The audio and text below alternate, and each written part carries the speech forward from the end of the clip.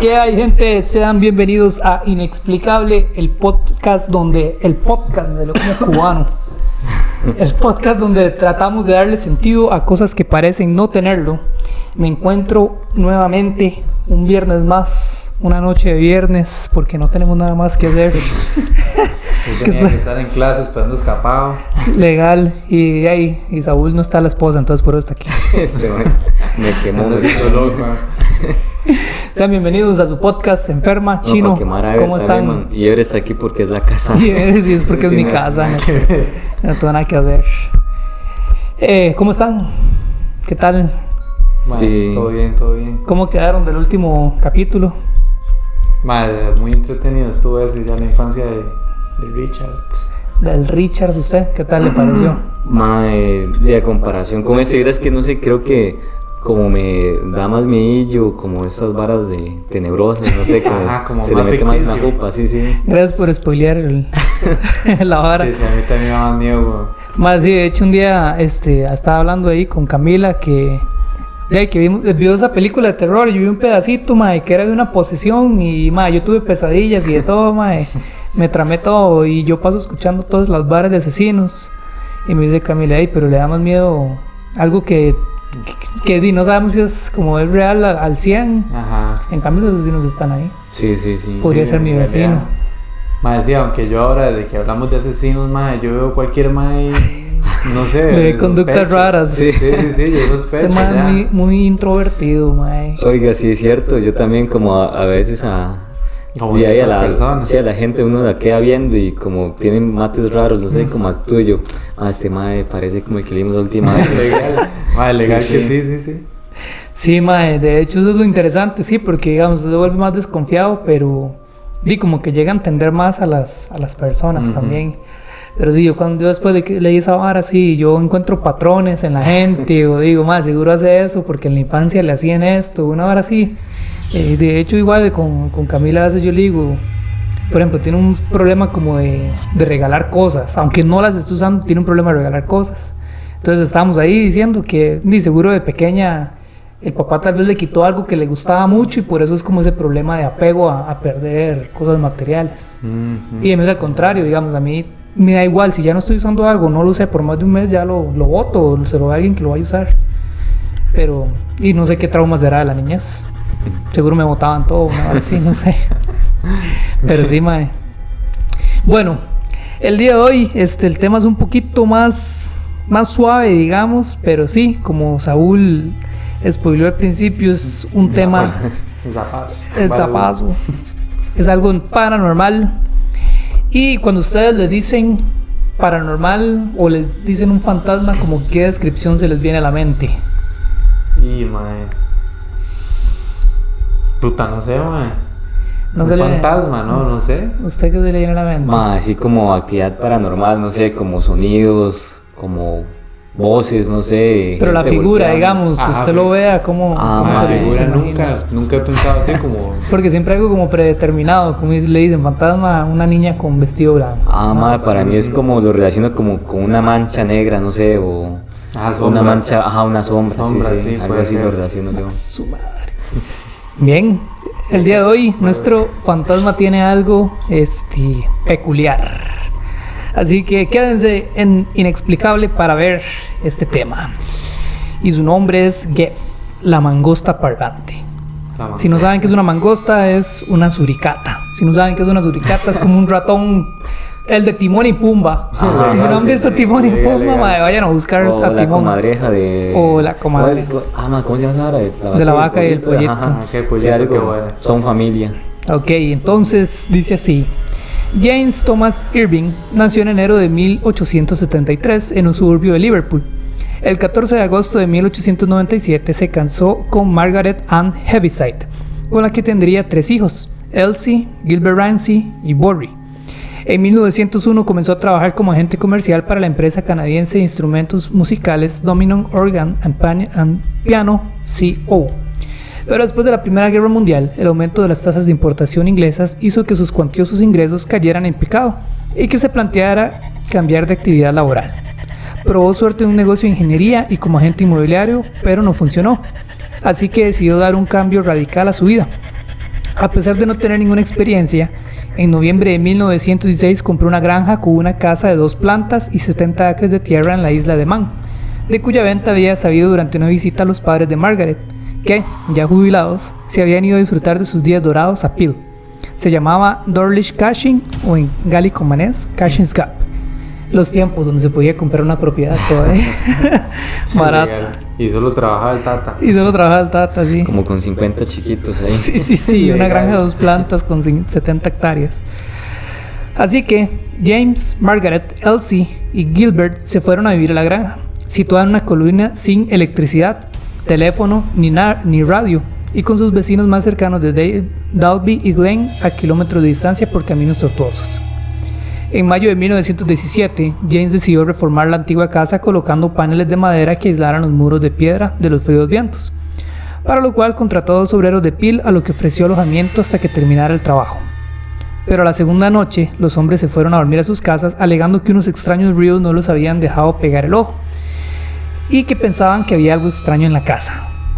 De aquí es donde empieza la... En 1928, Gilbert se cansó del pesado trabajo de la granja y de lidiar con las ovejas, las cabras, las gallinas, los patos y los gansos y se marchó a Londres. El 31 de marzo de 1918, Margaret dio a luz a Borby, el equivalente manés a Mary, y poco después también Elsie se marchó a vivir a Liverpool. Después de enviudar en 1928 volvió a la granja, pero se fue definitivamente a comienzos del siguiente año. Todo comenzó el 3 de septiembre de 1931 cuando la familia oyó un enorme golpe que hizo tambalearse los cuadros y después extraños ruidos provenientes de detrás de las paredes paneladas en forma de chirridos y carreras. Imagino como si fueran ratones. Sí, imagino que no se asustaron tanto. Ajá. Porque ahí los ratones andan corriendo. Sí, era pan de cada día eso. James colocó trampas y veneno pensando que eran ratas, pero no dio resultado. El 20 de octubre, James e Ivory pudieron ver por primera vez a la criatura correr por sus tierras. Se parecía a un armiño, hurón o comadreja, de color amarillento con una cola larga y tupida moteada de marrón, de unos 25 centímetros de longitud y delgado como para poder meterse por cualquier agujero, aunque curiosamente no asustaba a sus gallinas. Eso es como los bichos esos que si usted los ve se hacen los muertos, o sea, esos, ¿cómo es que le dicen aquí? No me acuerdo, pero en Honduras se los comen. O sea, es como esa rata blanca que... Son como zorros, creo que le dicen zorros. Sí, ¿no? Yo creo que aquí le dicen zorro, pero no sé si es lo mismo. Es como una... la zarigüeya. Parecido a eso. Que un día vi una aquí, de hecho. Todo feo, más sus bichos, la cara. Legal. Todos feos. En diciembre, como los ríos seguían, el desesperado James comenzó a gruñir, esperando que los intrusos se asustaran.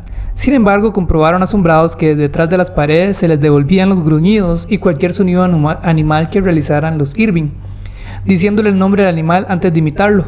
En unos pocos días, simplemente con el nombre, aquello contestaba con el sonido correspondiente. O sea... En los más decían como gato y el bicho se... Qué loco. Yo pensaba que era una lora, lo que estaba atrapado. Qué legal, weón. Después, Ivory probó con canciones infantiles y también las repitió con una voz alta, clara y aguda. ¿Qué? 1 o 2 octavas por encima de la humana. Y pronto, oyendo a los Irving hablar entre ellos, comenzó a hacer sonidos como los de un niño cuando intenta empezar a hablar. Uy, madre. Los estaba vacilando. Solo imaginarme eso, me da miedo, la verdad. Sí, bueno, se imagina, usted pasa ahí y de repente suena como un carajillo llorando una vez. No, es que imagino que esa gente ya está como comprometida. Imagínense todos sus ahorros, usted con un montón de chiquitos y que tenga que abandonar todo lo que tiene, man. Sí, y además estaban hechos con otra madera y dicen, hombre, es que me va a sacar esa vara a mí de aquí. Sí, nada que ver. Ya lo están llamando, man. No, es chiri, man. Ok, un día James le preguntó a su mujer, ¿qué en nombre de Dios puede ser esto? Y desde las paredes se le repitió la frase. Con el tiempo, aquello empezó a aprender más y más palabras, acumulando en poco tiempo un enorme vocabulario. También les dijo que solía viajar por toda la isla y aprender de otros, y comenzó a comentarles sus vidas privadas y contarles noticias y chismes de sus vecinos, que de otra forma no habrían conocido, y algunas veces no habrían querido conocer. Les dijo que durante mucho tiempo había comprendido el lenguaje humano, pero que hasta que no había dado con los Irving no se había atrevido a empezar a hablar. Cuando le preguntaron qué era, les dijo que era un fantasma en forma de comadreja, que podía separar el átomo, que era la quinta dimensión y la octava maravilla del mundo, y que les atormentaría. Hasta ahí yo no sé si era un fantasma o el mae era un alienígena. O algo así, es que no tiene explicación, o sea. Sí, ¿usted qué piensa, Jared, que era? Hablando ese más ya en términos de átomos y no sé qué, y que podía, y era un ser inteligente, que... Mae, sí, bien podría ser un bicho ahí infiltrado que estaba aprendiendo. De otra dimensión, sí. Ajá, aprendiendo de todas las personas de acá. Y que los atormentaría con ruidos extraños y agitando cadenas. O sea, él sabía como dijo, ¿con qué los va a asustar? Es esto, para que sepan. O sea, los advirtió todavía. También les advirtió que ni se imaginaban el castigo que les podría infligir ni el daño que les podría hacer si fuera provocado. Os podría matar a todos si quisiera, pero no lo haré. Les dijo también, soy un bicho raro. Tengo manos y pies y si me vieras te desmayarías. Quedarías petrificado, momificado, convertido en piedra o algo así. Sí, mae, se me hace como... Qué miedo esa vara, mae. Qué raro, ¿verdad? Como el mae todo tranquilo, ese bicho, como dando a entender que si lo quiere, lo hace. Ajá, como que es superior a ellos. Ajá, como un tono narcisista, pienso yo, como superior, de que solo porque ustedes me caen bien, no sé, no voy a hacer todo eso. Sí, básicamente los estaba basureando ahí. Sí, weón. El primer impulso del aterrorizado James fue acabar con lo que, en arrebatos de furia, asustaba a su familia moviendo objetos y arrojándoles piedras y riéndose cuando salían al campo. Una noche de noviembre de 1931, James e Ivory se retiraron a sus habitaciones. La mujer Margaret no estaba en casa, cuando oyeron un escalofriante grito como el de un cerdo que estuvieran sacrificando. Presa del pánico, la niña le preguntó a su padre si lo había oído y este le contestó que había colocado un trozo de pan envenenado en los altos de las escaleras y que probablemente el intruso había caído en la trampa. El alarido duró 20 minutos y luego cesó. ¿Se imaginan 20 minutos como de un cerdo gritando? Madre, ese chillido. Loco, ya. Boyre subió esperando ver al animal muerto, pero no encontró nada y los gritos continuaron las noches siguientes. Una de ellas parecían los gritos de dolor de una persona agonizante y duraron media hora, al cabo de lo cual oyeron a Geff decir, lo hice solo por maldad. Madre, qué miedo esa hora, ¿se imagina? Madre, eso suena como un tipo Beetlejuice, Gasparín, man. Ilegal. Pero qué varas, ¿verdad? Yo no entiendo ese mae. Digamos, yo no sé, yo con... Y no sé, del susto yo agarré mi arma, no sé, porque imagino que esta gente tenía escopetas ahí para cuidar de los lobos a las cabras, yo qué sé, las ovejas que tenía ahí. No sé, por qué no intentar, ¿verdad? No sé. Y obviamente yo sé que tal vez sí, fijo, era un fantasma, ¿verdad? Pero si tenía una forma de un animal como tal, no sé, el mae no sé por qué no habrá intentado, ¿verdad? Bueno, yo lo hubiese intentado, no sé, el susto, la verdad, sí. Y después de la advertencia que les dio, no creo. Sí, legal. Bueno, eso sí. Pues si les tiraba piedras y todo. Sí. Imagínese estar así sentado viendo tele y ¡pah! Una piedra de la nada. O que le hagan así en la pared y todo. No, hombres. Yo sí he escuchado como historias de que hay como fantasmas que sí solamente tratan de hacer bromas. Yo imagino que es como por categorías, ¿verdad? O tiene que ver, no sé, con la personalidad del fantasma o el espíritu. Porque sí, hay algunos que hacen bromas y hay otros que sí directamente asustan. Hacen la maldad, digamos. Ajá. Pero no, es que miedo se va. Sí, y para eso tendríamos que ver en qué plano se está discutiendo el término fantasma, ¿verdad? Porque si lo hablamos desde un punto de vista religioso, es el espíritu de alguien que quedó por aquí, ¿verdad? Vagando. O puede ser una entidad mala o lo que sea. Y hay Javier Santaolalla, el físico, él explicó, ¿verdad? Que según la ciencia no existen los fantasmas, digamos. Pero da una explicación ahí súper complicada, pero que se entiende, ¿verdad? Y al final no se le encuentra como un sentido a este tipo de fenómenos. Porque una persona inventaría esto y perdería la reputación y quedaría como loco ante los demás y lo defendería, ¿verdad? Si es algo que se inventó. No tiene sentido, entonces... Sí, de hecho, parte de lo que sufrió esta familia, ¿verdad? Una de las chiquitas, creo que fue la menor, ella contaba que, digamos, porque yo me inventaría esto sabiendo que voy a perder amigos, me van a molestar en el colegio, van a tratarme como loca y tiene sentido. Sí, nada que ver. Sí, sería muy raro, ¿verdad? Que toda la familia empezara a ponerse de acuerdo. Bueno, muchos pensaron que sí, pero yo pensaría que, ¿para qué? ¿Con qué sentido? Ni plata hicieron, yo creo, con eso. Sí, es como decir que es testigo. Tirando de una. Boyrick, que entonces tenía 13 años, parecía ser el blanco de los ataques de Geff, hasta tal punto que decidieron que durmiera con sus padres. Mientras llevaban su cama, Geff gritaba: "La seguiré a cualquier sitio donde te la lleves", Madre, qué miedo. profiriendo todo tipo de amenazas sobre lo que les iba a hacer.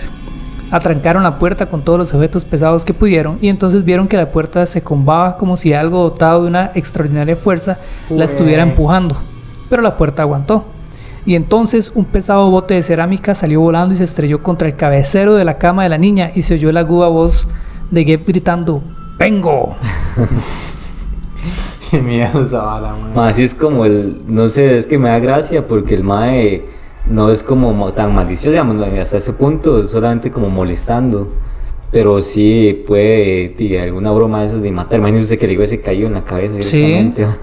La mata, Igual ya los había advertido, como si le hacen algo, le dicen algo, el malo se los va a echar. Se los puede echar, sí.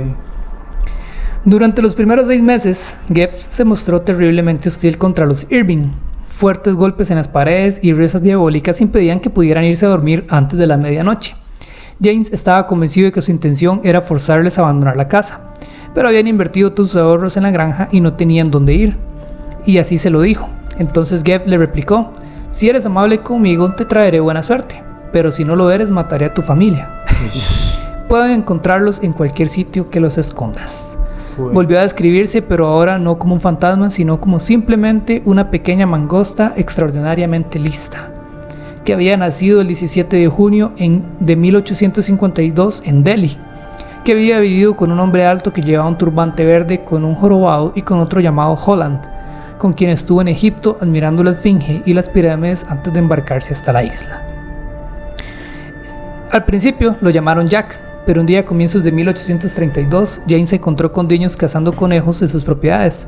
Cuando les preguntó sus nombres, uno le dijo que era el hijo de un antiguo trabajador suyo llamado Jeff Lowy. Al llegar a la casa se lo comentó a su esposa. Jack los oyó y les dijo: "No me gusta el nombre de Jack, llamadme Geff, la mangosta". Durante el otoño y el invierno de 1931, la increíble historia del espanto de Dalby circuló de boca en boca entre los vecinos de los Irving, de Dalby y Glen May, y después entre los ciudadanos de Peel, que James visitaba frecuentemente por negocios, y Margaret para visitar a sus padres. En octubre de 1831 la historia saltó a Inglaterra, cuando artículos concernientes a un prodigio de la isla de Man, llamado la comadreja humana. Ay, yo no entiendo por qué esa gente dice: "Sabe que el bicho nunca se va a ir", porque yo empezaría a cobrar, al menos sacarle un beneficio a eso, oiga. Desde aquí están los sonidos de la mangosta, Sí, no sé. sí, ¿verdad? Y le digo: "Hey, vea, nos vamos a beneficiar los dos". Sí, sí. Tirando piedras a todo el mundo. Y todo el mundo aplaudiendo: yo quiero, seguro, oye. Yo me imagino ese bicho como el de la era de hielo, el que tiene el parche así, una hojita. Así como loco, hermano. No sé. Sí. Todo tocado de la upa. Sí, bueno. Uy, madre. Uy. Si quiere, vaya usted a abrir y seguimos nosotros. Soy gay. Uy, madre, es una mona. Soy Chiri, la comadreja. The Daily Sketch publicó una foto de la casa de los Irving con la leyenda "La granja de la comadreja parlante". Y el Daily Mail y otros periódicos citaron brevemente los extraños sucesos de Dardlish Cashing. Los periódicos del norte se tomaron mayor interés en el asunto Que no hay nadie en Chile. porque el animal parlante era un vecino cercano y trajo más la atención que lo que hizo en Londres. Cierre. Donde me había quedado, reanudamos la historia de Geff. The Daily Sketch publicó una foto de la casa de los Irving con la leyenda "La granja de la comadreja parlante", y el Daily Mail y otros periódicos citaron brevemente los extraños sucesos de Dardlish Cashing. Los periódicos del norte se tomaron mayor interés en el asunto, porque el animal parlante era un vecino cercano y atrajo más la atención de lo que hizo en Londres. En octubre de 1831, la historia saltó a Inglaterra con artículos concernientes como la comadreja humana. Así fue como la llamaron ellos. Así, un periodista del Daily Dispatch de Manchester fue enviado a la isla para investigar el asunto. El artículo se publicó en el número del 10 de enero de 1932 con el titular "El misterio de la comadreja humana se apodera de la isla. La extraña bestia habla al reportero de Daily Dispatch".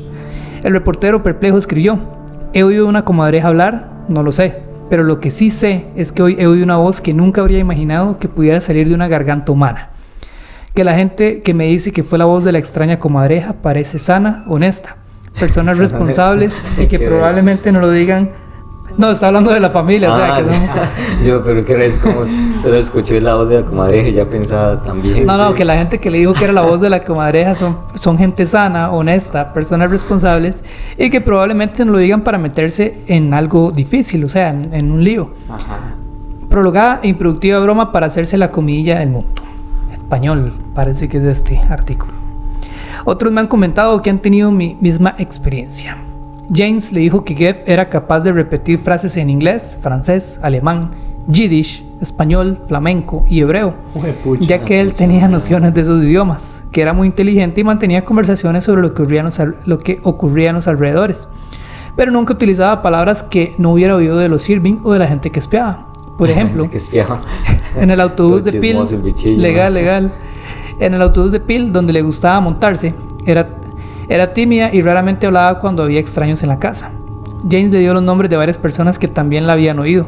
También le dijo que se había convertido en un miembro más de la familia, que mantenía la granja libre de ratas, que atrapaba y mataba conejos y se los dejaba en el porche y que les avisaba de la presencia de cazadores furtivos. Qué jeta, mae.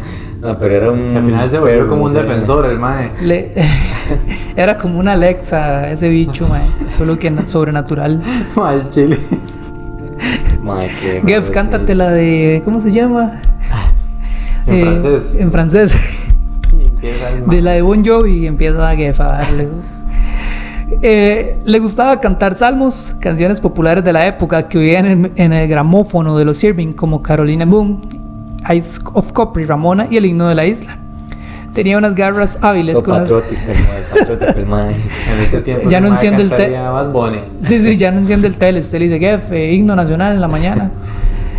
Tenía unas garras hábiles con las que podía encender una cerilla y manejar una cuchara para comer los bizcochos, los plátanos, el bacon, el chocolate y los pasteles que le dejaban. O sea, ya le dejaban ofrendas la gente y la familia. Lo que no entiendo es cómo... Digamos, era una... Está raro como saber qué era, ¿verdad? Exactamente, era porque el mae era una mangosta, ¿verdad? De eso dice él. Ajá, pero como de forma, ¿verdad? Pero el bichillo decía que le parece como dar a entender que era humano, ¿verdad? Porque el man dice que visitaba varios lugares del mundo con otros compas. Más da a entender como que es un espíritu de como un viajero, ¿verdad? Lo que entiendo. Pero, bueno, porque una mangosta, no sé, como puede haber sido una cabra, una oveja, no sé, un perro, no sé qué les llama la atención de esa parte de la historia, ¿por qué ese animal? ¿Por qué la mangosta? Ajá. No sé. De seguro es más versátil como para moverse, ocultarse en las casas. Trama ese bicho, sí. O tal vez sí, solo nos está tramando a todo el mundo de lo que leímos de esto. Sí. A ratos quién sabe qué era. Poseía una gran fuerza por los golpes que en ocasiones daba en las paredes y por cómo corría alrededor de la casa. Sorprendentemente, James no veía nada paranormal en el asunto y pensaba que Geff era un cruce entre una comadreja o un armiño y un hurón, y que su especial garganta y su extraordinaria inteligencia se debían al cruce entre especies. Sí, yo imagino que el mae fue como tratar de darle alguna explicación para quitarle como el dilo paranormal, ¿verdad? Ajá. De convencerse, porque imagínese vivir con esa vara toda la vida. ¿Y ustedes en esa situación se irían de la casa? Sí. Yo algo más, no sé, llamaría a un montón de gente religiosa, no sé, un papa, yo qué sé. Pero usted que le asegura que el man no lo va a perseguir. No sé, el man dice que viaja por todo el mundo y que escribe un montón de gente. Man. Muchas películas de actividad paranormal dice que el padre lo saca, man. La mangosta. Sí, pero qué miedo, sí, porque... Lo va a entrar y lo agarra pedradas al padre. Sí. Se imagina el bichillo amarrado en la cama y moviéndose, retorciéndose. Un ratoncillo ahí moviéndose, qué miedo. Qué susto. Estaba el invitado Chiri, el director es ahora. Director, sí, weón. Qué susto me pegó este man, el Chiri. Todo tramado aquí con la mangosta y empieza a tocar la puerta. James pasaba por alto el lanzamiento de objetos y su capacidad de hacerse invisible o cambiar de forma. O sea, ya el man era como... Pasaban varas así volando y ya Fío era como... Sí, ¿qué fue? O sea, ya se habían acostumbrado totalmente a él. A comienzos de 1932, estando solas con su hija, vio un enorme gato rayado como un tigre. ¿Puedes revisar ahí? No sé si... Yo creo que se desconectó. Tenemos otra vez problemas técnicos Ah, con sí, la se va a apagar, computadora. madre, conecta. Cámbialo ahí de...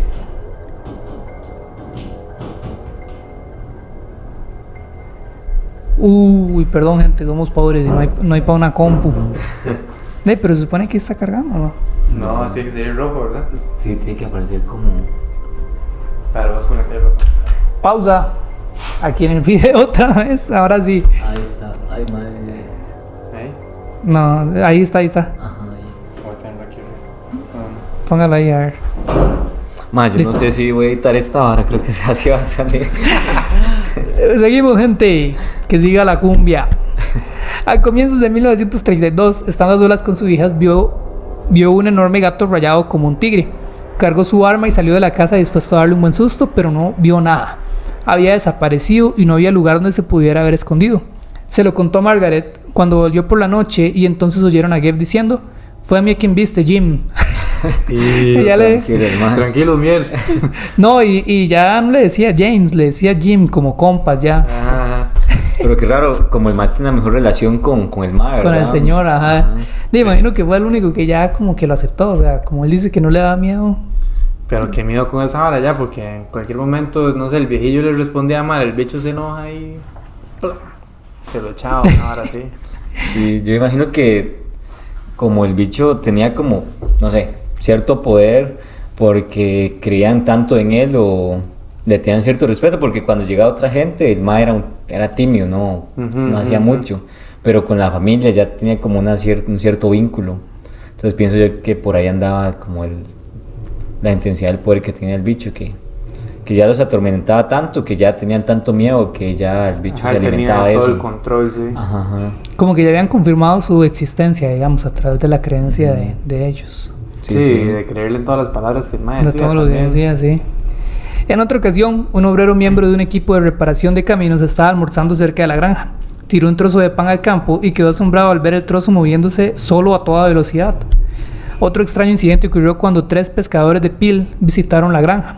Mientras hablaban con James, uno de ellos dejó de hablar diciendo que había visto un gato blanco saltar a su regazo, pero nadie más lo vio, y los Irving no tenían gato. En otra ocasión, Madre, Cyril tiene Oates, visiones, los dos. Legal. un primo de James, estaba labrando un campo cerca de Doralish Cashin, cuando una piedra que alguien le había arrojado le pasó rozando. Se volvió, pero no había nadie más en el campo, ni ningún sitio para esconderse. Cuando el periodista ya se iba, James le llamó y le dijo que estaba hablando escondidos tras la puerta. Escucharon a Margaret decir: "El caballero se ha oído", y una voz aguda le respondió: "No se ha ido, puedo oírle susurrando". Lo cual era cierto porque estaba hablando en voz baja con James. "No hablaré con esa gente, son todos unos mentirosos". Huepucha.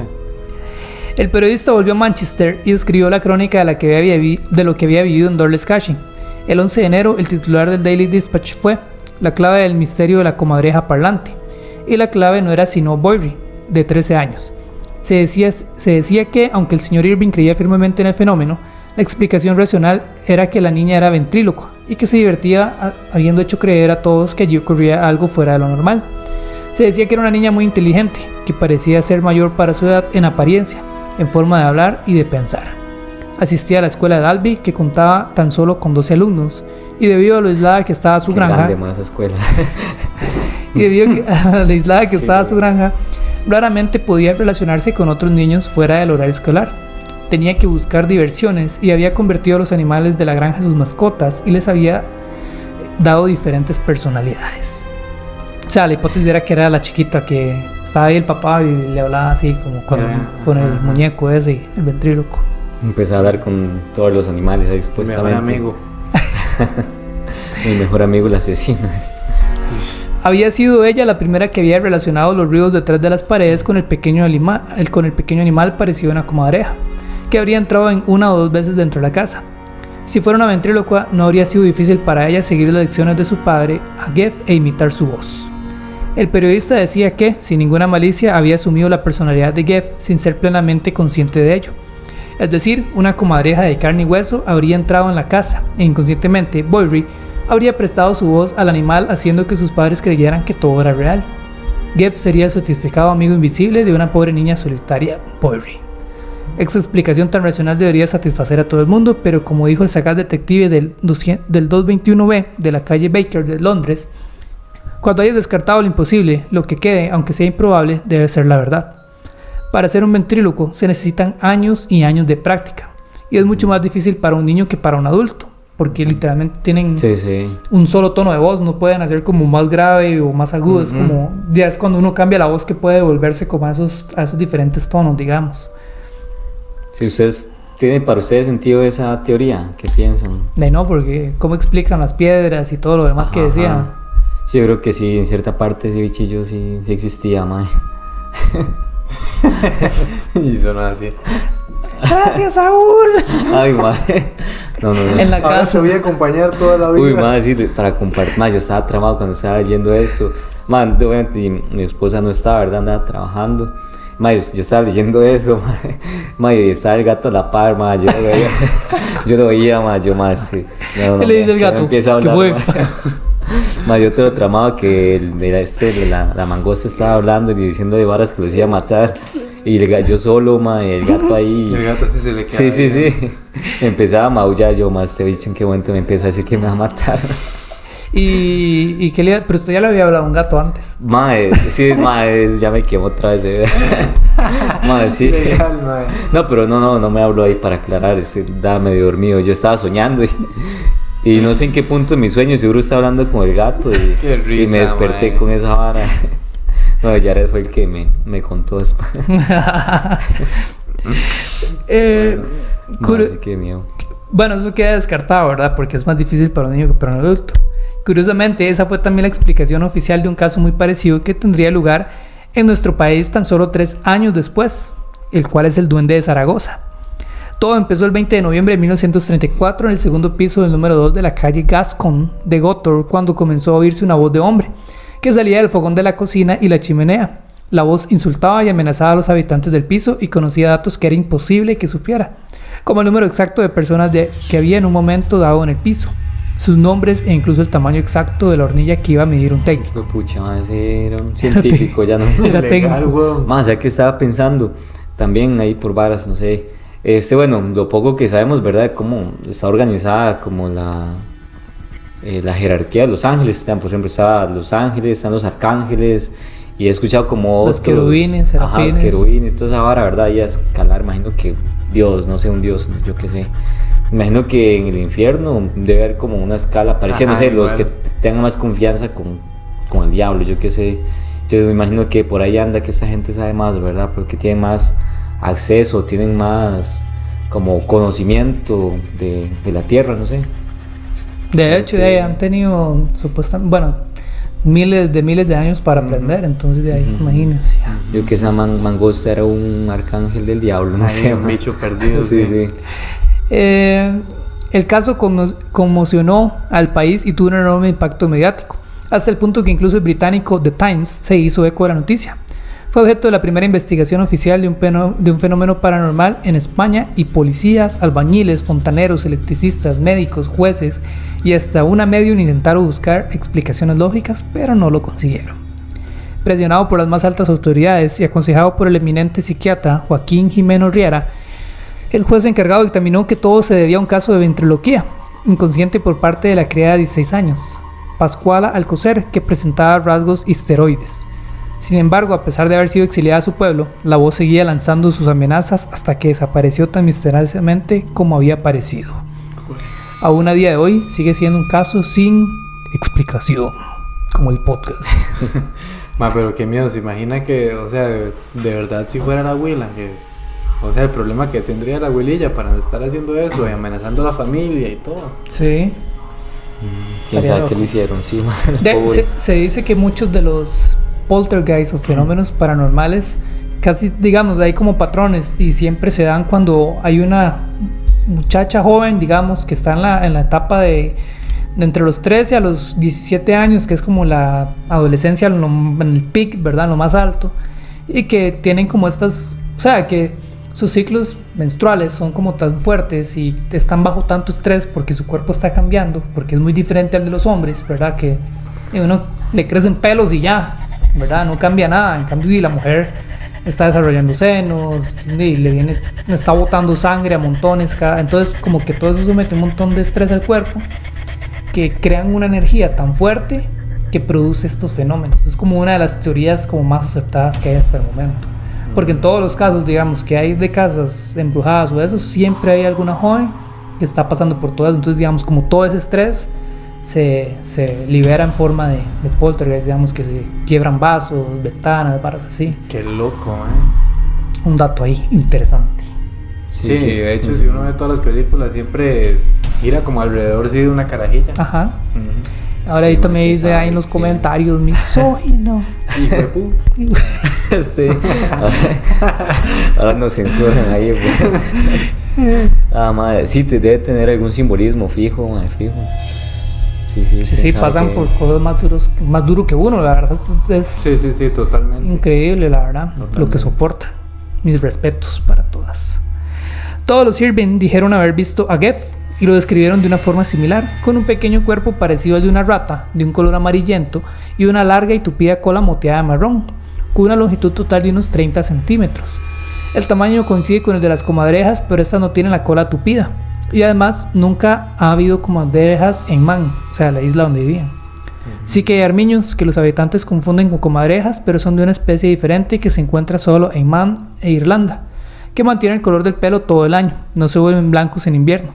Son siempre de un color marrón rojizo por arriba y blancos por abajo, con el extremo de la cola de color negro, lo que no coincidía con la descripción de Geff. Realmente parecía una mangosta y él mismo se había descrito como tal, pero tampoco hay mangostas en Man, o tal vez sí. El 27 de febrero de 1832, una carta al director de Isles of Man Weekly Times, de 1932, de un ingeniero jubilado llamado W. Ter, decía que creía que el espanto de Dalby sí podría ser una mangosta, que sabía que emiten extraños sonidos, aunque nunca había oído de una que se le hubiera enseñado a hablar. Decía que hacía 20 años que el entonces propietario de la granja, Early Cushing, importó un gran número de estos animales para controlar la superpoblación de conejos, ya que no había zorros, y que era bastante posible que Geff fuera un descendiente de aquellos. Aunque su hábitat natural es África subsahariana y el sur de Asia, no tienen muchos problemas en adaptarse a un nuevo medio ambiente. Seguro el mae en el barco es que está viendo todas las cosas que está describiendo. Está loco esa vara, sí, fijo, sí.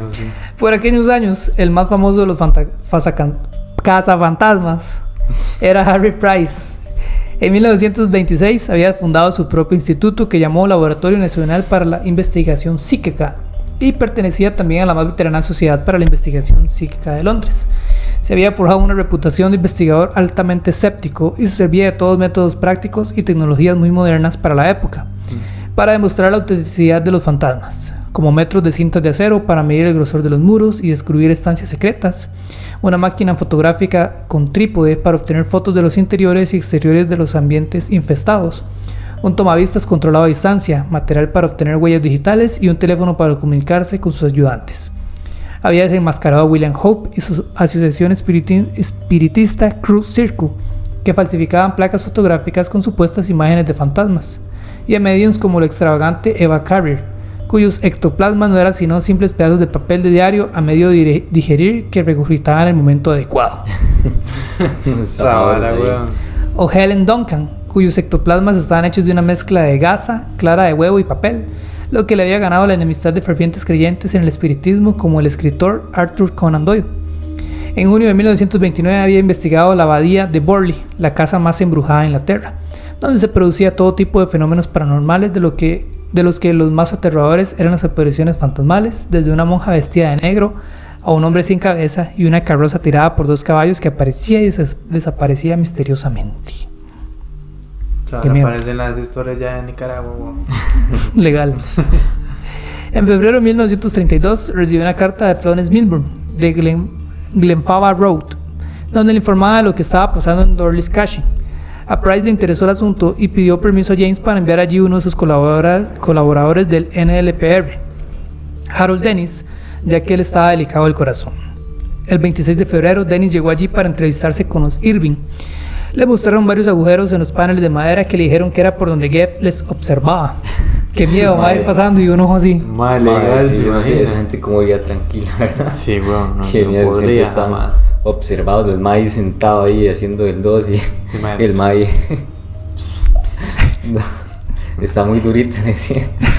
No, creo que estás mal del Mate, estómago. man, qué enfermo, legal, man. Porque- Está muy, muy durita. No, me refiero del 2, ¿verdad? Es que sí, es súper divertido, ¿verdad? Esteban, y para que vea lo que viene a hablar este muchacho aquí el otro viernes. Madre, se me complica. No me va a dejar venir después, man. Se me complica, Mae, muchachos. ¿cuándo puedo ir por mi micrófono? Ya no me dejan juntarme con ustedes. Para venderlo. No. Danny llegó para entrevistarse ahí con los Irving. Le mostraron los varios agujeros en los paneles de madera que le dijeron que era por donde Gabe les observaba. Después de un rato de conversación decidió marcharse a descansar y cuando ya estaba saliendo oyó una voz aguda diciendo: «Vete, ¿quién es ese hombre?». James le tomó el brazo y le dijo: «Es él». Que... Al día siguiente, Gabe recibió a Dennis arrojándole una caja de alfileres desde detrás de uno de los paneles. James le dijo que estaba constantemente tirando todo tipo de cosas a la familia. Después oyeron un ruido de platos, pero cuando fueron a la cocina no había nadie y decía una columna de líquido saliendo de un agujero en la pared. Una columna de líquido. Sí, como, ¿sabes? Como en las películas de terror, que empieza a salir como vara verde. Ajá. James le dijo que era Gabe orinando. Qué Chino, tras de eso no puedo ir afuera, hermano. Sí. Al final de la tarde, Margaret e Avery subieron al dormitorio al piso de arriba y al poco oyeron a Gabe hablando durante unos 15 minutos. Dennis dijo que iba a subir y entonces oyó un grito que decía: no me voy a quedar porque no me gustas. Lo que más desconcertó a Dennis ocurrió durante su segunda visita. El 21 de mayo, James le propuso que fueran a almorzar solos a la cascada de Glen May y a dar un paseo a la playa. Después de admirar el maravilloso entorno, volvieron a la granja donde Margaret les dijo que Gabe había ido con ellos y les dio detalles de la excursión que era imposible que conociera. Que James se había tomado una cerveza de Manx, que le había contado que ella no tenía calzado adecuado para ir a la playa y que Dennis se había puesto una margarita en el ojal de su chaqueta. Todo sapo, Un bichilla, man. zapazo. Pero que te imagínense, madre, qué susto, madre. Porque en esa época no habían celulares ni varas así, ¿verdad? Sí. No. No, que sí, qué raro. ¿No? Pensé que iba a decir algo. No, estaba pensando que ese dicho, no sé, era como omnipresente, porque, digamos, fijo, y nadie percibió una mangosta. Me dijo que el mae ahí estaba como cambiaba formas, porque al final, antes lo habían visto como un gato, ¿verdad? Blanco. Anteriormente, la abuela lo había visto como un gato grande, ¿verdad? Que el mae se asustó y iba a dispararle, que Sí, como un el mae dijo tigre, que era yo, ¿verdad? Ajá. Y imagino que ahí andaba como en su modo, no sé, modo fantasma. Entonces ese dicho como no era realmente una mangosta como él se describe. No al era algo principio. físico, dice usted. Ajá. Tenía ese poder de cambiar de formas, entonces. Durante el tercer viaje, el 2 de octubre de 1935, Dennis y los Irving estuvieron toda la tarde esperando alguna manifestación de Gabe, pero no ocurrió nada.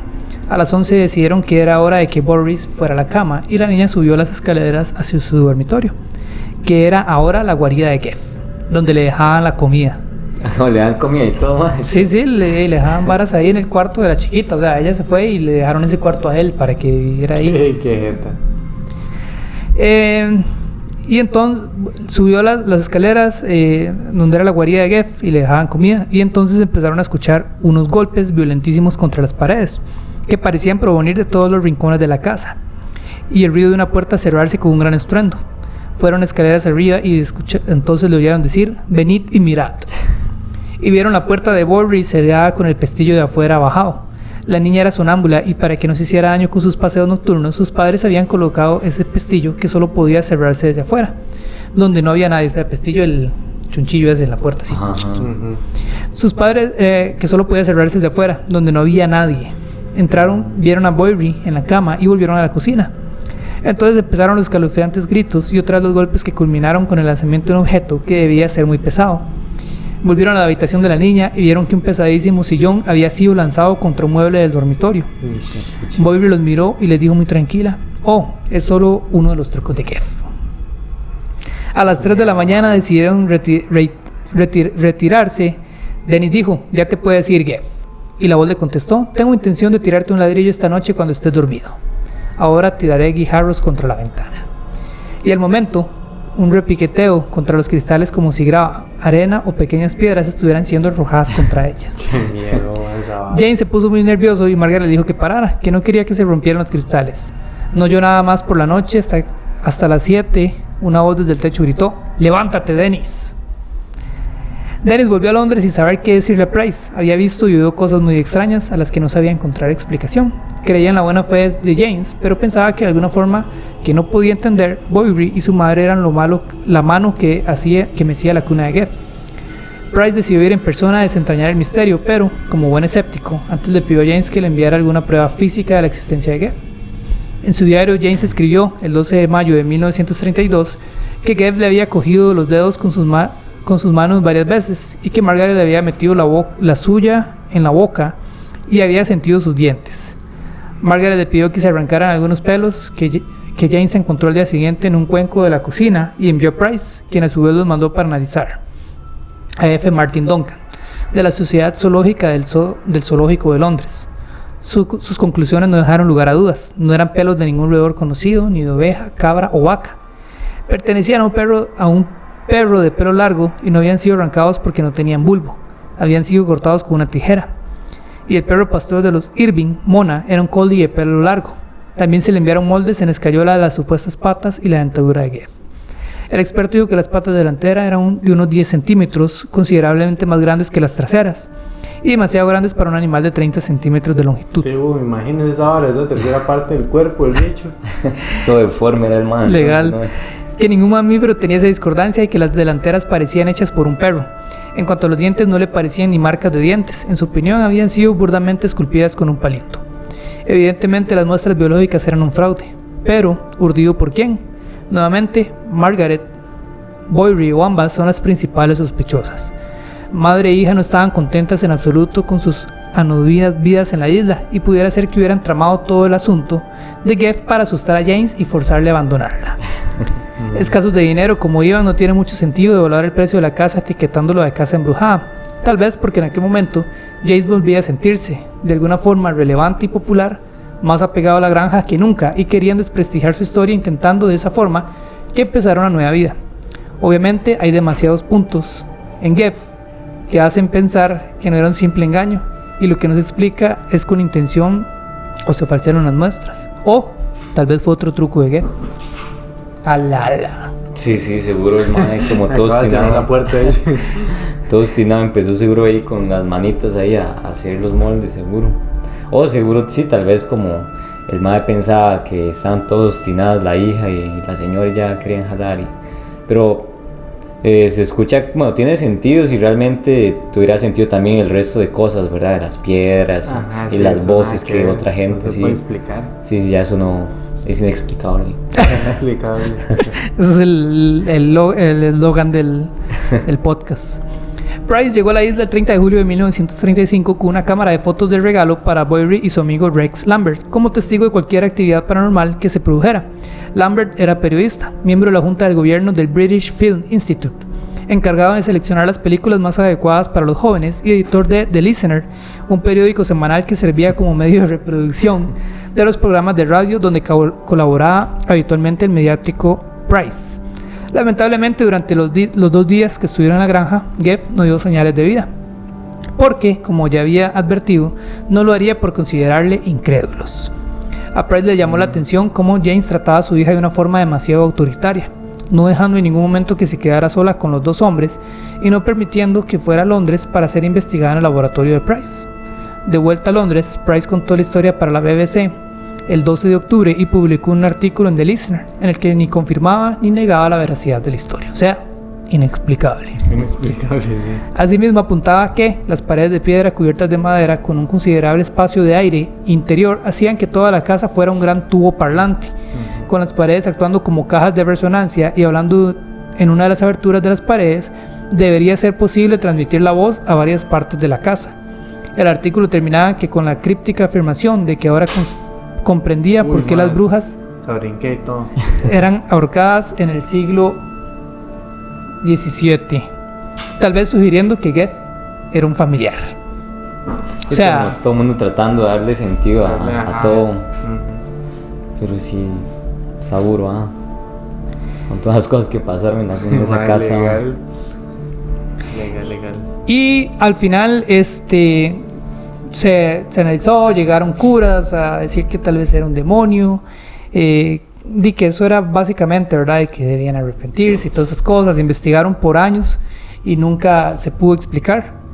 Y al final la familia terminó sin prestigio, tuvo que irse de la granja y todo.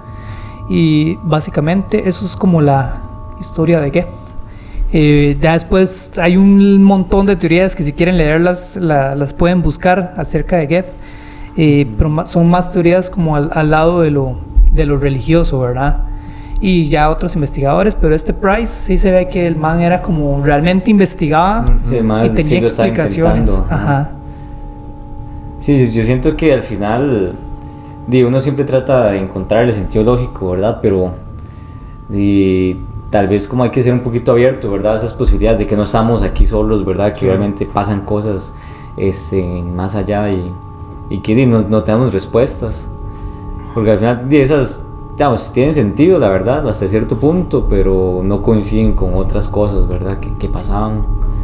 Y además para mí como la más clara, que realmente ese mae o ese espíritu, o al final ni se sabe qué era, ¿verdad? El mae realmente no dijo. Es lo que la familia decía, ¿verdad? Porque ellos mantuvieron hasta la muerte, en otra entrevista, cuando ya habían pasado 30 años, de que ellos realmente vivían con esas cosas. Como que de ellos pasaron décadas así, ¿verdad? Entonces yo pensaría que si ya ellos separados, ¿verdad? Ya sus padres murieron, los hijos, yo pensaría que lo normal es que ya no tengo algo que me sujete a seguir mintiendo, ¿verdad? Pero ellos dijeron que no, que ellos realmente vivieron con eso. El director, ¿cómo vamos, director? Más o menos. Es exigente el público. Solo para agregar un poco a eso y lo que yo les estaba comentando, podemos especular con que Geff fuera un tulpa creado por Bowery. Un tulpa es algo como, no sé, como un monstruo imaginario que usted se crea y que supuestamente en esos lugares como como en el Tíbet, donde viven estos monjes ahí en esas montañas, ellos llegan a un grado de conciencia en que pueden crear a un ser, ¿verdad? Que los ayuda como en otras cosas también. Es Baki entrenando. Como Baki, eso. Si han visto, no han visto Baki, se imaginan un bicho ahí que está peleando con él para entrenar, eso es como un tulpa. Ajá. Entonces es que Geff fuera un tulpa creado por Bowery, una adolescente sola, aburrida y muy inteligente. Pero ¿cómo pudo imaginar una mangosta parlante india? Un detalle muy pocas veces mencionado, por no decir ninguna, es que esta criatura era el protagonista del Rikki Tikki Tavi, integrado por el famoso libro de la selva, de Rudyard Kipling, en el que una mangosta parlante es adoptada por una familia inglesa que vive en la India. Price y Lambert dijeron que James leía mucho y que le gustaban los libros de viajes. De hecho, tenía Hindu Magic, an exposé of the tricks of the yogis and folkies of India. Es que sí dice, un yogi también es de eso, ¿verdad? De Edward Carrington. Y no sería extraño que también tuviera el popularísimo libro de la selva y se lo leyera a su hija. No me trabé con lo otro y me trabé con esa palabra. Sí. O que se lo leyeran en la escuela, o que se le dejara a algún compañero. De alguna forma Bowery tuvo que conocer a la mangosta y el impacto fue tal que no se la pudo quitar de la cabeza.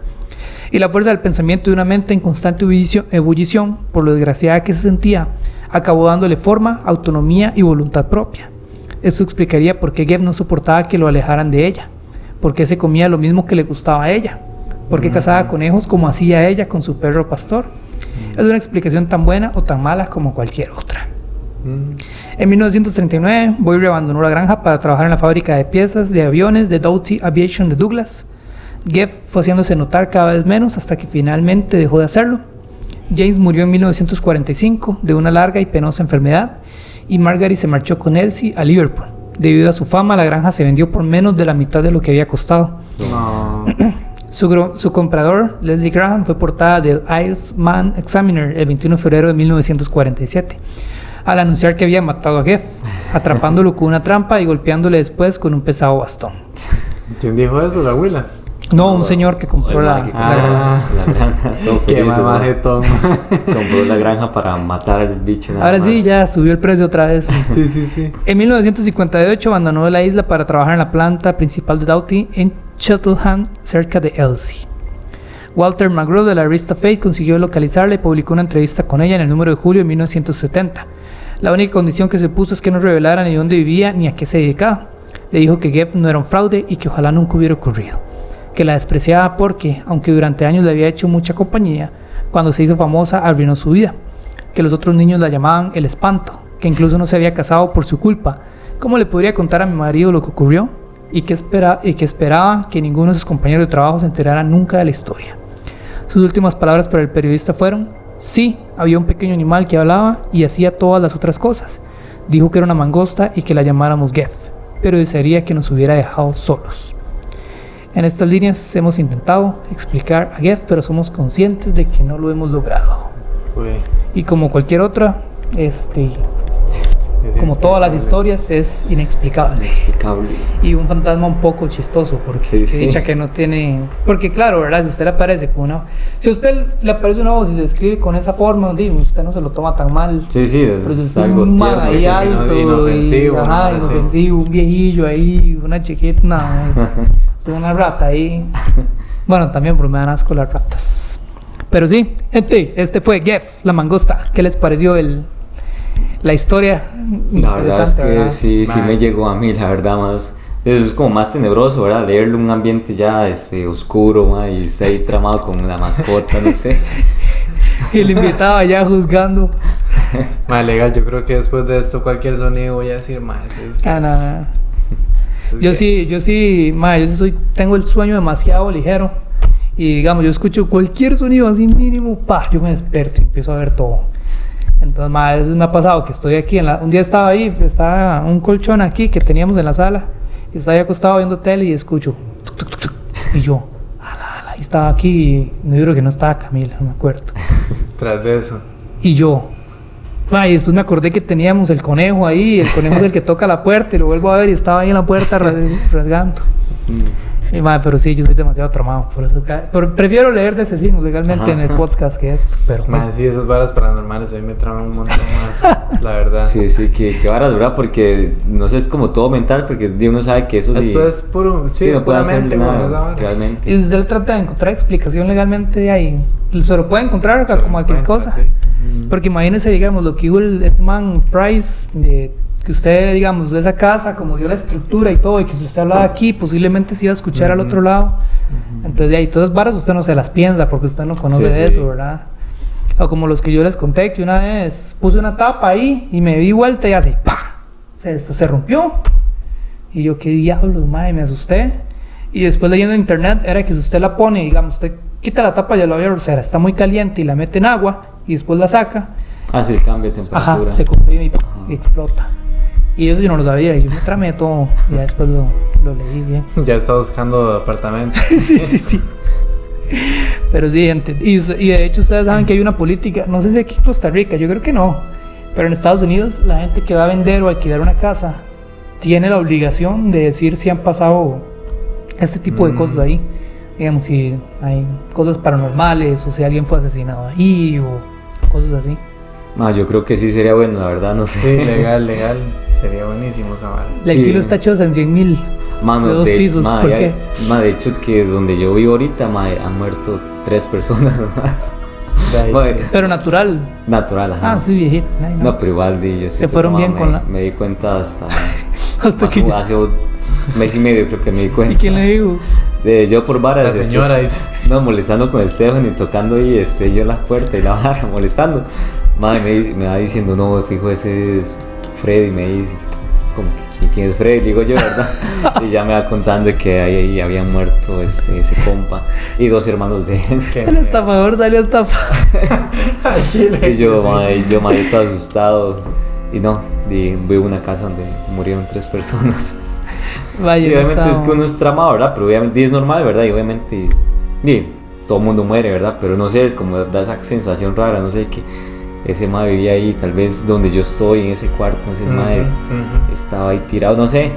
Yo creo que es más creepy, digamos, cuando en una casa tal vez su abuela murió ahí, digamos, en un cuarto, y tiene ese cuarto como si fuera un tipo de, no sé, como de altar, que la cama sigue súper ordenada. Ajá, y tiene todo. Ajá, que todo lo mantiene como ella lo tenía. Como digamos. ella lo tenía, eso me da más Eso miedo, sí da la miedo, verdad. sí, legal. Yo no me atrevería ni a acostarme ahí, weón. Legal. Pero sí, gente, este fue la historia de Gef, la mangusta parlante.